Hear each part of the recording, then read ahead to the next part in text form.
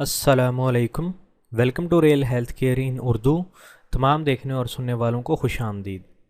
दोस्तों, आज की इस वीडियो में मैं आपको बताऊंगा एक ऐसा ज़बरदस्त नुस्खा जो कि तैयार करने में भी इंतहाई आसान है, सहल है, और उसको सिर्फ़ 3 हफ़्ते इस्तेमाल कर लेने से इंशाल्लाह आपके उज़्व ख़ास यानी आले तनासल, जिसको हम इंग्लिश में पेनिस भी कहते हैं या उर्दू में आप नफ्स के नाम से भी जानते हैं, यानी कि उज़्व ख़ास, उसकी जो लंबाई और मोटाई है वो सिर्फ़ 3 हफ़्तों में इंशाल्लाह बढ़ जाएगी। तो बहरहाल मैं यहाँ पे चंद एक डाउट्स भी क्लियर करना चाहता हूँ, लेकिन उससे पहले ये जो हमारी स्लाइड है मैं आपको पढ़ के सुना देता हूँ। उज़्व ख़ास यानी आले तनासल की लंबाई और मोटाई के लिए शानदार नुस्खा जो सिर्फ़ 3 हफ़्तों में ही उज़्व ख़ास को लंबा कर दे, नुस्खा आपकी खिदमत में हाजिर है। अब नुस्खा तो मैं अभी आपको दिखाता हूँ नेक्स्ट स्लाइड करके, स्लाइड को चला के, लेकिन यहाँ पे चंद एक डाउट्स मैं क्लियर करना चाहता हूँ ताकि आपको वो क्लियर हो जाएं, फिर आपको इस नुस्खे का जो प्रॉपर है वो फ़ायदा होगा।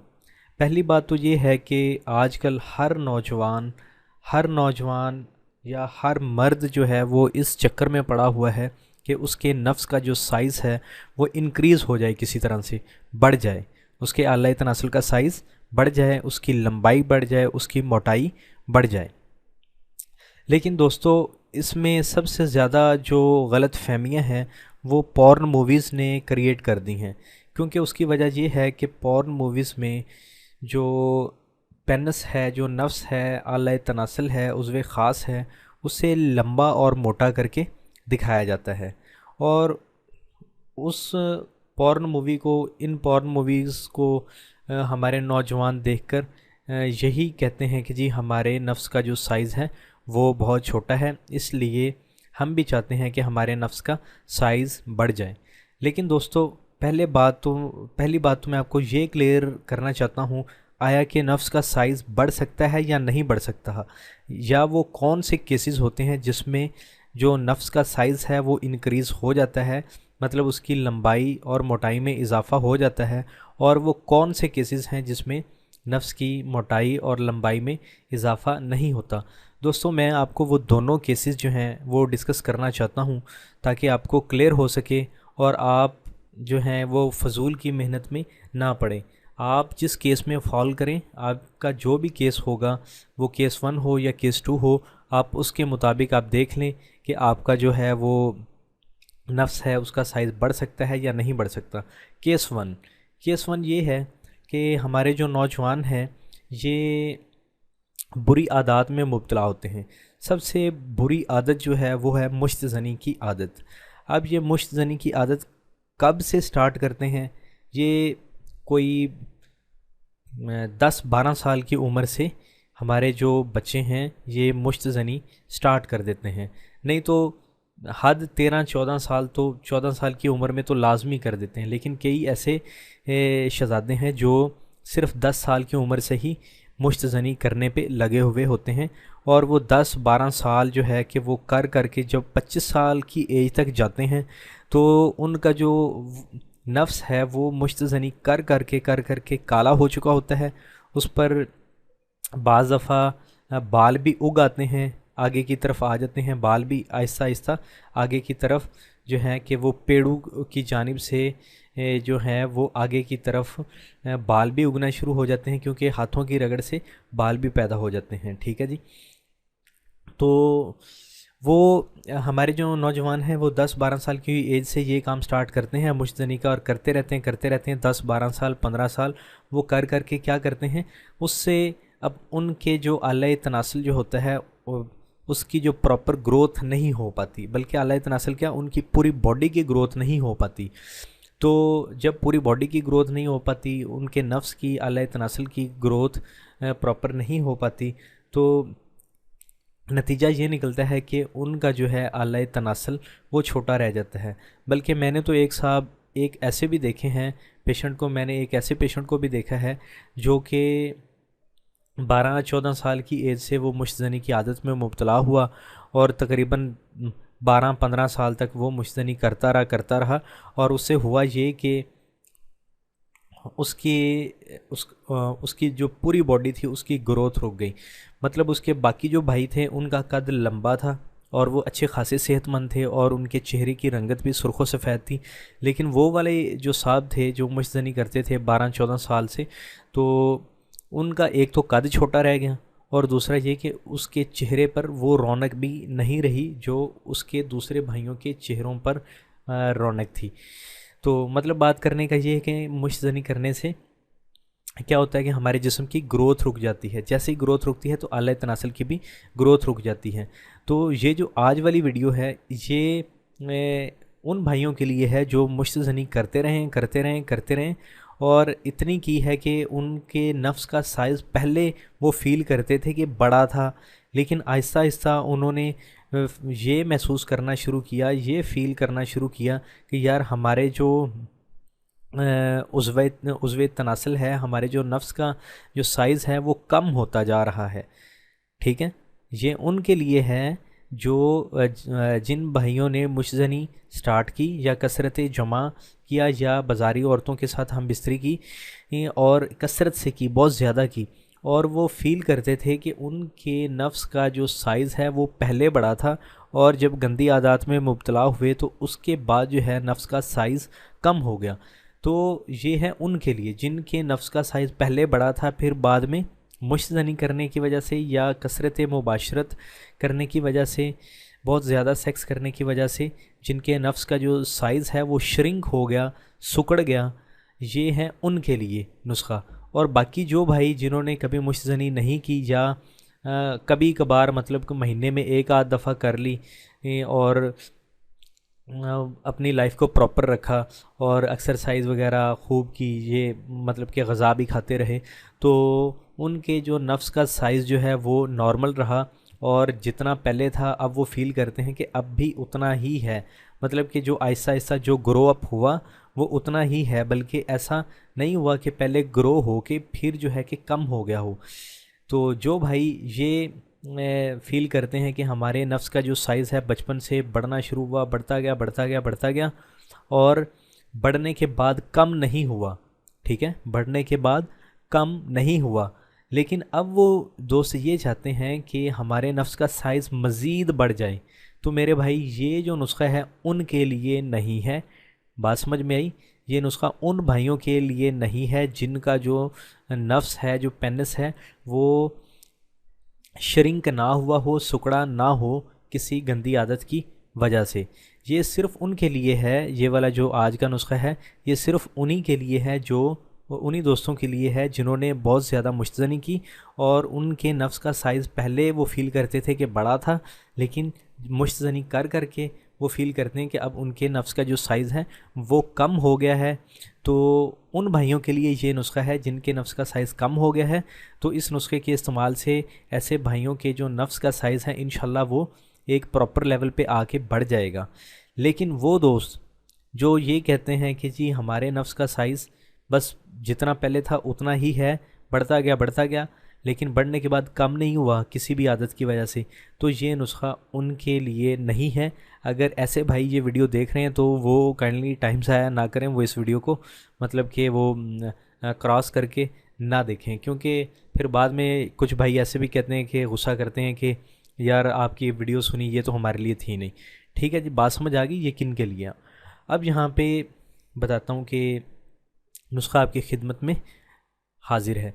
अच्छा, एक यहाँ पे और बात क्लियर कर दूँ कि कुछ लोग कहते हैं कि यार वीडियो लेंथी होगी, लंबी होगी, लेकिन यार कुछ बातें ऐसी होती हैं कि जो बतानी ज़रूरी होती हैं। अगर मैं ये बात आपको ना बताता तो ऐसे भाई जो मतलब कि जो केस 2 वाले हैं वो इसको इस्तेमाल करते, बाद में गालियाँ देते, तो वो ठीक था, या अब आपको मैंने बता दिया 4-5 मिनट आपके ज़ाया कर दिए हैं या आप समझते हैं कि ज़ाया कर दिए हैं, वो ठीक है, या आपने एक मेहनत करके एक नुस्खा बनाना था और उसको इस्तेमाल करना था काफ़ी अरसे तक, उसका फ़ायदा नहीं होना था, तो वो जो टाइम आपका वेस्ट होना था वो ठीक था या ये वाला ठीक था?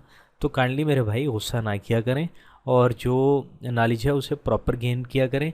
आधा नॉलेज जो है कि वो इंसान को हमेशा गुमराह ही करता है, नुकसान देता है। बहरहाल नुस्खा आपकी खिदमत में हाजिर है। ठीक है जी, I have to play it. अच्छा जी, पॉज इट। अच्छा जी, हुवा शाफ़ी, अल्लाह ताला ही शिफा देने वाला है। जौंक खुश्क 1 तोला, खिरातीन 1 तोला, रोगन कुंजद 5 तोला। अब ये जो तीनों चीज़ें हैं ये मार्केट से कहाँ से मिलेंगी? पंसारी की शॉप से ये तीनों चीज़ें मिल जाएंगी। जौंक भी मिल जाएंगे और खिरातीन भी मिल जाएंगे, रोगन कुंजद भी मिल जाएगा। रोगन कुंजद कहते हैं तिलों के तेल को, ठीक है। जिन भाइयों ने तिल देखे हों ज़िंदगी में, सफ़ेद और स्याद दो तरह के होते हैं, उनके तेल को हम कहते हैं मीठा तेल या रोगन कुंजद। बात समझ आ गई? ये तीनों चीज़ें आपने पंसारी की शॉप से जाकर ले लेनी है, ठीक है जी। जितनी क्वांटिटी मैंने यहाँ पे लिखी है उतनी ही। 1 तोला जौं खुश्क, खिरातीन 1 तोला, रोगन कुंजद 5 तोला। उसके बाद तैयार करने का तरीका क्या है?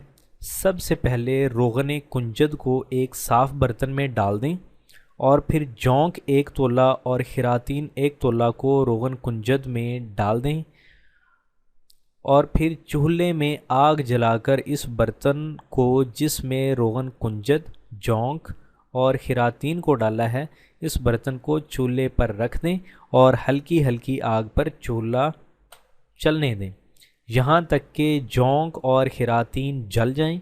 इसके बाद बर्तन को चूल्हे से उतार कर बर्तन में मौजूद मवाद को नीम गर्म हालत तक ठंडा होने दें।